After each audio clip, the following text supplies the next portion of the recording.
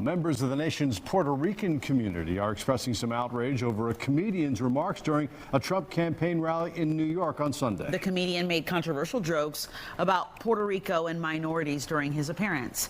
Fox 5's Deidre Dukes is live in Norcross, where members of Georgia's Puerto Rican community held a news conference about it this afternoon. Deidre, what'd they say?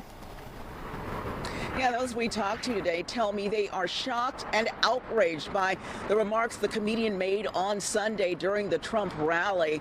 They say that despite the fact that Trump has tried to distance himself, his campaign, from these incidents and that remark, they say that they will make their voices heard at the polls.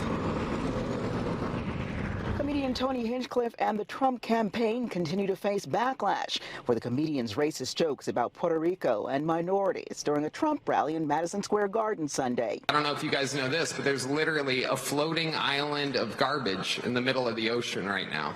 Yeah, I think it's called Puerto Rico. There are still people who have been undecided, and I think that for many people this was a tipping point. Members of Georgia's Puerto Rican and Latino communities expressed their outrage at a news conference in Norcross Tuesday. Words matters, and especially as somebody that is going to be the leader of this nation. The Trump campaign has tried to distance itself from the comedian, saying Hinchcliffe's jokes about Puerto Rico doesn't reflect the views of President Trump or the campaign.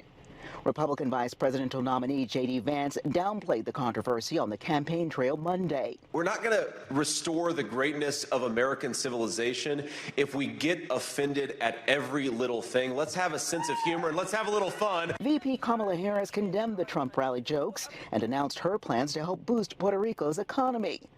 Just a week out from Election Day, those here say the vulgar remarks could hurt Trump in key battleground states. 100,000 Puerto Ricans live in the metro Atlanta, and we vote.